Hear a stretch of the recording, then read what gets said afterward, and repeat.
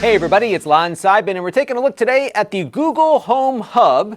I picked this up for 99 bucks on a Black Friday sale, but it is usually sold for $150. And what this is a Google Home with a screen.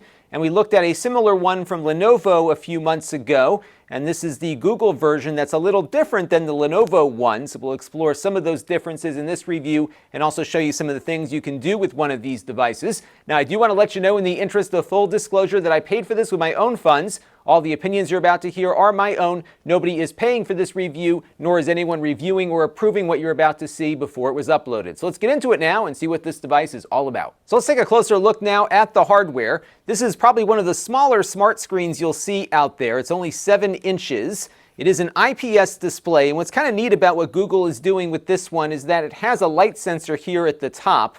And what it will do is actually adjust the display to the ambient light as well as the color temperature of your room. And that way, when it's not being used, it's not this glowing thing sitting in the corner. So if you turn all the lights off, it turns the backlight off completely. I found when it's upstairs where I usually put it, it just kind of blends in with the rest of the stuff that's on the desk it sits on in my kitchen. So it's a really nice display that doesn't glow until you actually ask it to do something. It's very hard to show you this on camera because my lights are beaming down on it, but I was very impressed that it's not, again, this glowing screen that's always visible to you.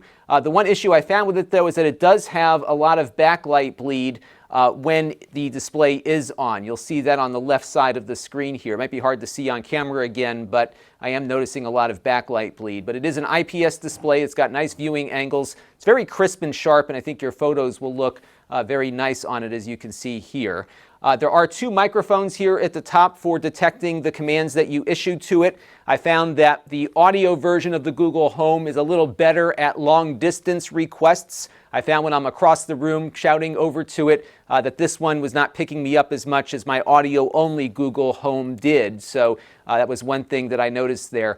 The audio quality out of the internal speakers isn't all that great on this either. The Google Home, the audio version, does sound a lot better, and that's just the entry-level audio one. They have another one now that's got even better speakers than that. So it's not great for music listening. It doesn't listen as well, but there are some features that I think do make up for it. On the back here, you've got a physical mute switch. So when you switch that on, you'll hear the voice telling you that the mic is off, and you'll have an indicator here as such as well. And you also have a volume rocker there on the side. And of course, you can also issue volume commands directly to the device if you want to do that. There are some things you can do right from the home screen here.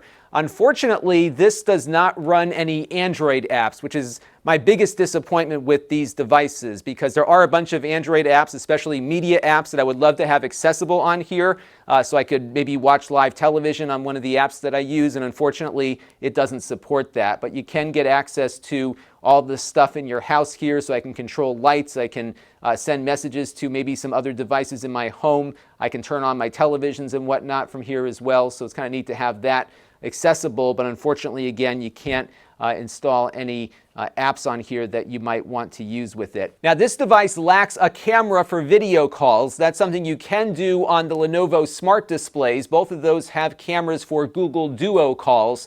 This one can only make voice calls. You can call telephones, or you can use Google Duo to make those calls, but again, there's no camera on here to show your face while you're talking. And it doesn't consume all that much power either. I hooked up a kilowatt to the device to see exactly what it was drawing when a question was being answered, and it was doing about 4 watts, 4.5 watts tops, and that was with the screen brightness up and doing all the things that it does. When it's sitting idle with the screen dimmed, it's doing about 2 watts, and you can also configure it to turn the screen off completely when the room gets dark. So it probably will not impact your electric bill all that much. Now, these things do a lot, and I wanted to focus on some of the key things that have found the most convenience in my life. So we're going to begin with some things that I do in the kitchen, because this device does live in my kitchen. And one of the things that I'm doing quite a bit now is cooking, and I can set multiple timers up. So I can say, hey, give me a timer for rice for 13 minutes. And you can see here now it is going to 13-minute timer called rice. Get that timer going for me there. So there we go, the timer's going. But then maybe I want to have a timer for steak. So I'll say, hey, Google, give me a 10-minute timer for steak. Second timer, steak for 10 minutes. Starting now. All right, so now we've got a second timer running here, and what will happen now is I can see both timers up at the same time, so I can not only have that timer set, but also have a visual representation of it. A simple thing, I know, but it works quite well. If I add a third timer, though, I do have to do some scrolling. So, hey Google, give me a 5-minute timer for potatoes. We're doing a lot of starch here. Okay, so now the potatoes is up, and when we go back to that 2-up view or 3-up view now, I do have to scroll left and right. So I would have liked for them to maybe reduce the screen a little bit, even if these timers got smaller, just because if my hands are greasy, I don't want to touch the screen.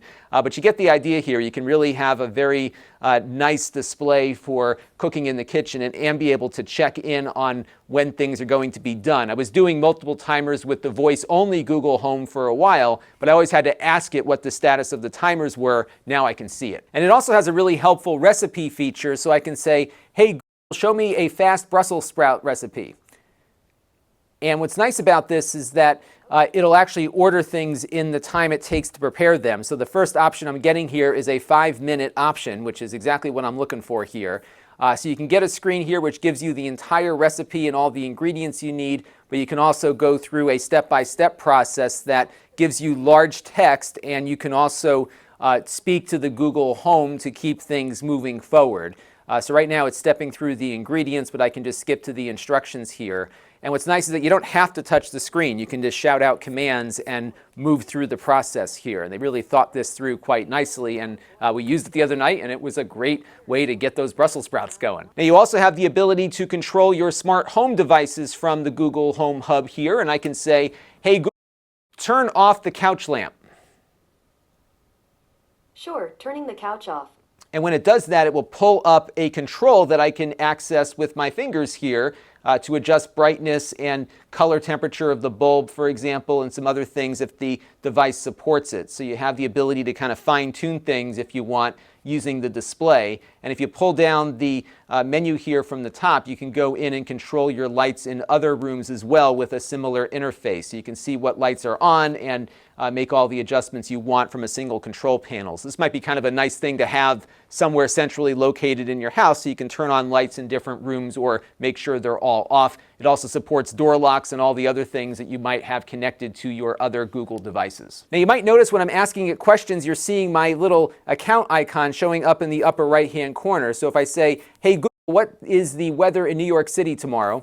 You can see it's got my account recognized here, and it's not based on any kind of default here. It's actually based on the fact that it knew my voice print and was able to attach that voice print to my account to look up specific things that I'm asking it for. So I can also have my wife's voice print on here and a number of other people as well. So when they initiate a Google search or ask it to do something, it will use their personal preferences or even dig into their email to find things that you might be asking for. And it does some really smart stuff. So if I ask it here, hey Google, where are my Walmart packages?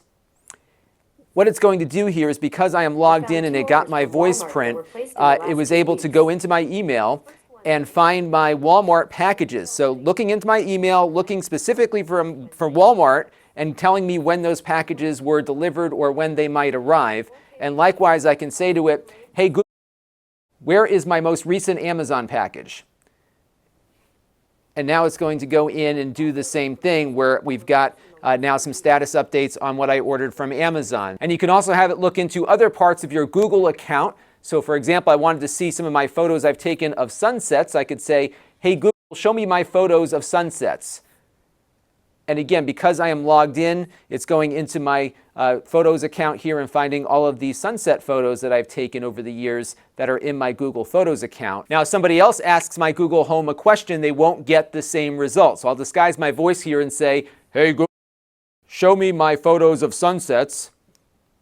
I couldn't verify your voice, so I can't answer that question. So you'll get that response, that it won't be able to pull up those photos because it didn't recognize the voice of the person asking it. Now, this is easily tricked. if somebody had a recording of you issuing the trigger word, that would be enough to log you into the account. In fact, when I've been recording this video and jumping back and forth, the recording of my voice asking that question was enough to give it the voice print that it needed to know which person was asking the question. So this is not as secure as a fingerprint or a password might be, because it is easily tricked if somebody has a recording of your voice issuing that trigger word, for example. But they do restrict what it can provide and do. So I can't go in and read my email, for example, on here. I can't go in and delete a calendar entry or even change a calendar entry. But with that voice print, people can look at my photos. They can get specific information out of my email, like those Amazon deliveries, for example, or see what's on my calendar for today. So if you're in a house with roommates or people that you don't trust all that much, this may not be a feature you'll want to turn on because, again, if they've got a recording of you, they could probably get some information out of the device without your permission or knowledge. So just keep that in mind, but it does add some convenience in the right set of circumstances. Now, the voice print is not something global. It is tied to your devices only. So if somebody were to buy this thing and play the recording of this video, for example, you're not getting into my account like that. You have to actually activate it on each of the Google Home devices that you're using. Now, you can't install your favorite media apps on here like Netflix, but you can, with some apps, cast from your phone. So for example, I've got HBO Go loaded up on my iPhone here. I can click on the Chromecast icon and connect up to the kitchen display. And what this will do is essentially work like a Chromecast would with its internal display here. I got to clean this dust off of here already.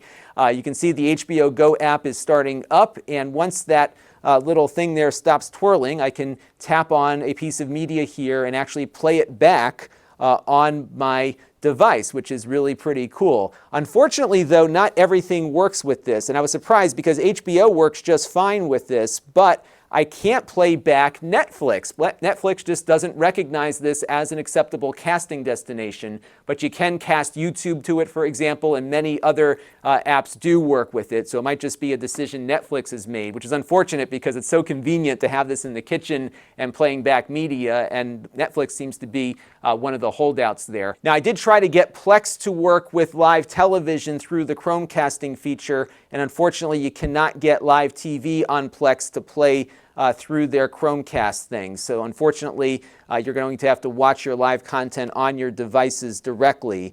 You can play back the recordings, though. So if you have DVR recordings on here like I do, you can go in and play those fairly easily here. So I can go ahead and just click the play button, and that will start right up for us. So good stuff. I got to block it here so we don't get copyright issues, but you get the idea as to how this works. It works pretty nicely, and again, it just doesn't work with Netflix for some reason, which is unfortunate. And in full disclosure, Plex is a sponsor here on the channel, but it's something that I use personally many times a day, and I know a lot of you do as well, so I figured I would cover it here. So overall, I am pleased with the Google Home Hub, especially for the $99 price tag that I paid for it. It's a very nice little device, and I really enjoy the Google Home experience with a screen. I've been using Google Home in audio only for a while. I really love their assistant. I think it's the best on the market. It answers questions better than Amazon, Apple, and Microsoft do, and it really is a very nice experience once you get used to having it. We just shout out questions all the time at it, and having the screen here really does enhance that experience. If you are in the market for one of these things, I think the Lenovo is probably a little better value for the same money. So just take a look at the features that you need and figure it out. The one advantage, though, I think of this little device is that it does tend to blend into the background a little better than the Lenovo did. You don't have this glowing screen going all the time. It really is neat how it adjusts the color temperature of the display and its brightness to really have it blend in with everything else you have it next to. And I wish I could show you how good it works because it was really a neat feature just to see how it just kind of blends in. You don't really notice it being there when you're not using it. So altogether, not a bad device here. Check out my Lenovo Smart Display video if you want to see more of its functionality. We could probably spend a few hours going through all the different things you can do with this, and they keep adding new things to it all the time as well. So it's hard to be comprehensive with this. But let me know if you'd like to see anything else with this in the comments below, and we'll try to do a follow-up. Until next time, this is Lon.TV. Thanks for watching. This channel is brought to you by the Lon.TV supporters, including gold level supporters Chris Allegretta, the Four Guys with Quarters podcast, Tom Albrecht, Gerard Newberg, and Kalyan Kumar.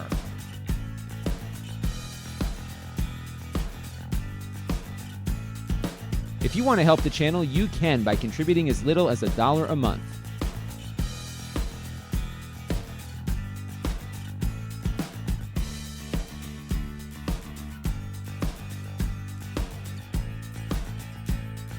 Head over to Lon.TV/support to learn more.